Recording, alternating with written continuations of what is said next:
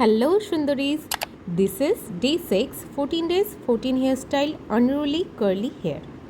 আচ্ছা, এইরকম কি মনে হয় এই সপ্তাহটা কিভাবে চলে গেল, বা এই মাসটা, বা এই বছরটা নট ইন প্রোডাক্টিভ ওয়ে? মনে হয় যেন কিছুই করলাম না, শুধু সকালে উঠলাম আর রাত্রে ঘুমালাম। Time is very precious.